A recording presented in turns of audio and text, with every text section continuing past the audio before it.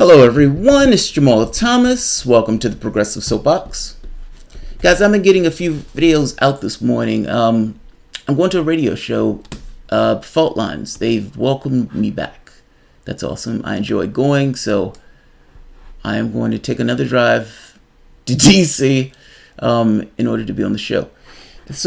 But give me 1 second. I'm just checking my volume. And good. Yeah, good. All right, so I've been teasing this back and forth between Bernie Sanders and Rand Paul.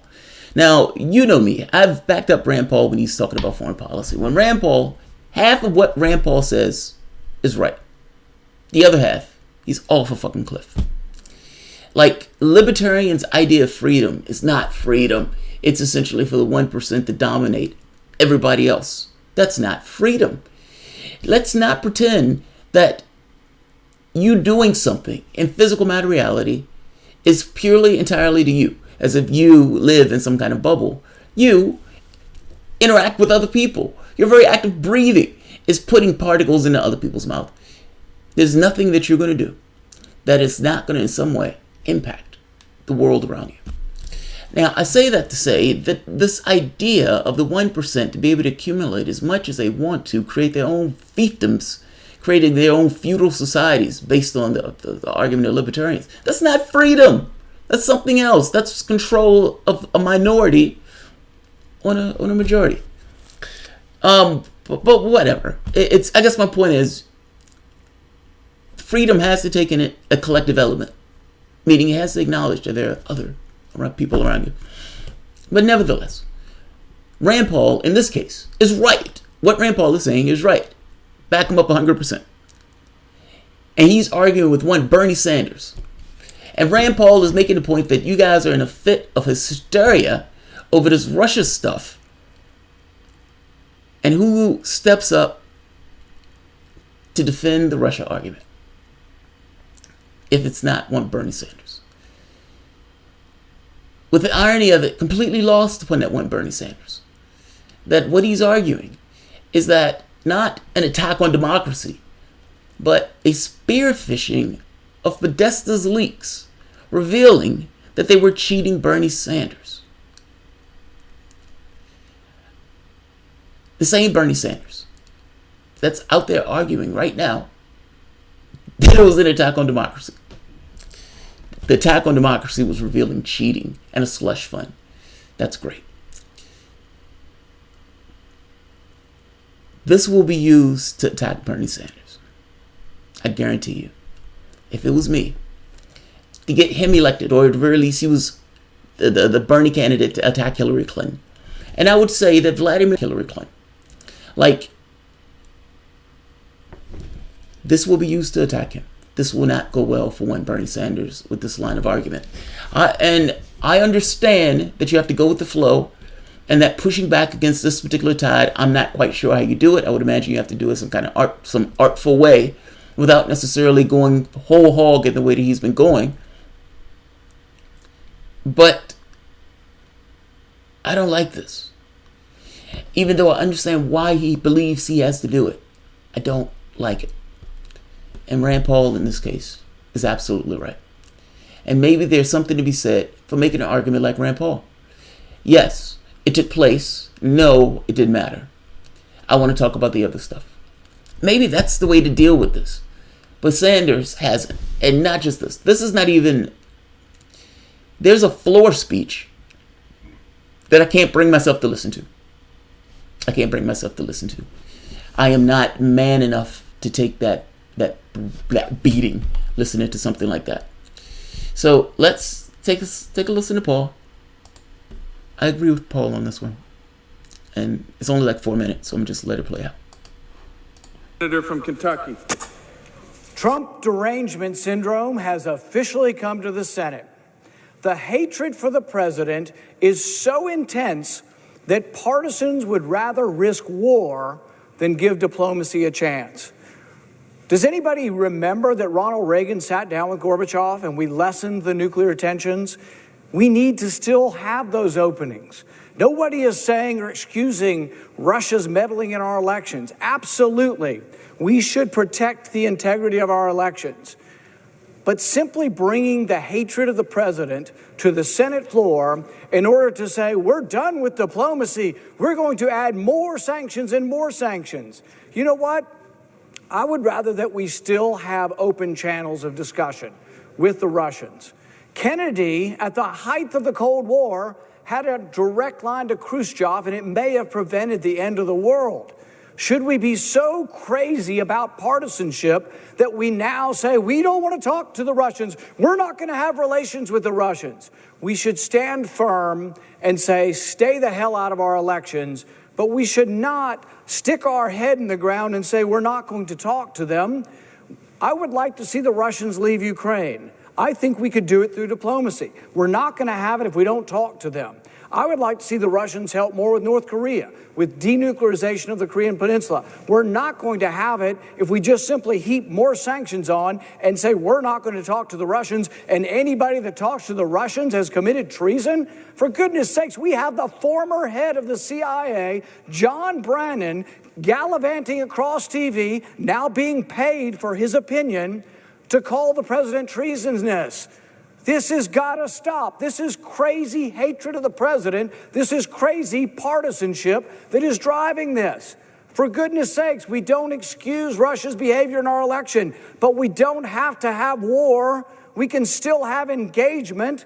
We have engaged Russia throughout 70 years while also acknowledging the imperfections of their system, the parts of their system that we vehemently disagree with. The lack of freedom, the lack of human rights, and yet we had open channels of negotiation, open channels of communication. So I could not object more strongly to this, Mr. President. I object. Yeah, he's right. He's right. I put these eye drops in if my eyes look dilated. It's early. Yeah, he's right. He's absolutely right. There's nothing in that he said that I disagree with. I mean, he's making this point that, look, even if you think the Russia thing took place, because from the standpoint of the political wins, nobody's going to go against it. It's too much. Like, any conversation that you have at that point would start off with, why don't you believe the Russia stuff? What are you using to disbelieve the Russia stuff? Do you disbelieve the intelligence agencies, et cetera, et cetera, et cetera? All of these people in the mainstream media are creatures of government. So what government says, for the most part, they take it as being almost like, you know, they breathe it. It's their air, it's their water. Skepticism, for whatever reason, is no longer part of the process, at the very least from the standpoint of Trump. What Rand Paul is saying is right. This is partisanship. But because Donald Trump is trying to be conciliatory with Russia, the Democratic Party has used that as a hitting point in demonizing Trump, demonizing Russia, with this mix of Russia got Trump elected, these guys are working in some kind of collusion with one another, Donald Trump is a Putin puppet, Donald Trump is a Manchurian candidate, Donald Trump is committing treason, Rachel Maddow screaming, this is the worst case scenario. This is what these guys are saying. 9/11, Pearl Harbor, Neville Chamberlain. This is what these guys are saying. These words have meanings. They have significant historical resonance. And they're using this from the standpoint of what you want to call it, a détente. Rand Paul is right. Rand Paul is right. And by the way, I said this earlier on when I started my videos. Part of the problem with this is, being this antagonistic, you're enshrining this to some degree within the ethos of a particular party, meaning the Democratic Party. And if they get elected again, what will be the tenor of the Democratic Party towards Russia? What will be the tenor towards Russia? You think this shit is just going to dissipate overnight? No, it's going to propagate. It's going to fester. Let's keep going. President. Objection is heard. Mr. President. Senator from Vermont. The senator from Kentucky just told us he wants dialogue with Russia. He wants diplomacy with Russia, that he thinks it's important that we communicate with Russia. I agree. Who disagrees with that? There is not one word in this resolution that suggests that the United States of America should not aggressively engage in diplomacy with Russia to ease the tensions that exist between the two countries. What the senator said is totally irrelevant to what is in this resolution.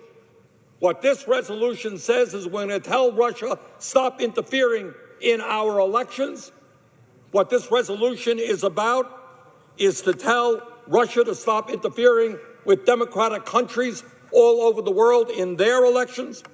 What this resolution is about is saying that we should implement the sanctions overwhelmingly voted by Congress. What this resolution is about. Then it's not irrelevant. Rand Paul made the point of saying, you guys are trying to put more and more and more sanctions. How are you putting on sanctions and trying to get some level of cooperation? Think about what you're saying. We're putting some level of punitive sanctions as if we have some moral high ground. The country that killed 1 million people. That always bugs me. Gotta be honest, that always bugs me. Where's the moral high ground? You've invaded one country after the next. You've killed millions just in one country by itself. And Donald Trump nearly started a goddamn nuclear war if he would have struck in Syria to the degree that he wanted to strike in Syria. I don't understand the moral high ground. That's all. It's like, it's the putting sanctions has nothing to do with fairness. It's everything to do with this level of domination. We want you to do X. You're not doing X, so we're going to put sanctions on you. It has nothing to do with right or wrong. Sometimes I look at this stuff from the lens of right and wrong, and it's like, where's your, I think I do that because the language that they use is high ground. We have the moral high ground. It's nonsense. But let's let Bernie Sanders keep going. I'm just saying, what Rand Paul said wasn't irrelevant to the process. He noted sanctions. Bernie Sanders just said, implement sanctions. Rand Paul said, you're trying to implement more and more sanctions. He's not wrong. Let's keep going. Is that we will not accept interference with the ongoing investigation of Special Counsel Robert Mueller, and that what this resolution says is the president must cooperate with the investigation of Mr. Mueller. That's what this resolution is about. It has nothing to do with ending diplomacy with Russia at all. So that is just inaccurate, and I would hope that if not today, in the very near future, Republicans will join Democrats and do the right thing in our effort to preserve American democracy. Thank you, Mr. President. Hang your head in shame, sir. Let's linger on this image. Hang your head in shame. You know what you just did there, Mr. Sanders, and the irony of you saying an attack on democracy when you yourself was cheated, buddy. You yourself is standing there, defending the people that cheated you, using this fig leaf that they've used for Russia in order to attack Donald Trump. And not just to attack Donald Trump, to also hide the fact to some degree that you yourself was cheated. Yeah, Mr. Sanders, look down. Look down. I'm not going to keep this one because I need to leave and I need to be out here before 6. But this is a brutal, that's a brutal video to watch.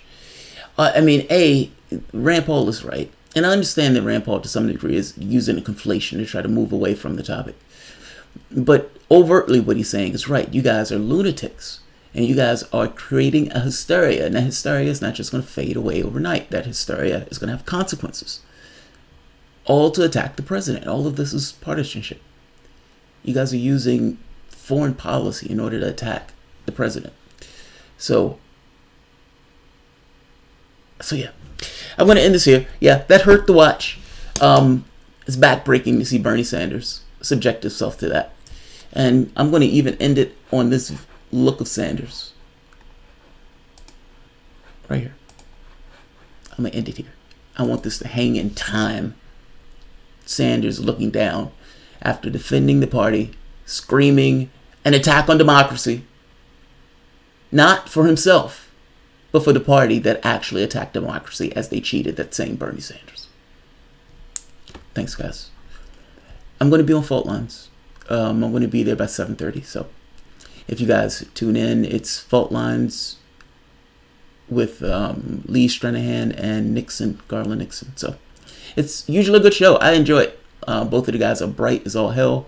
It's a quick pace, and it plays live, if I'm not mistaken. I don't know the radio show off the top of my head, the number, but it's going to play live online. So join us there. Thanks, guys.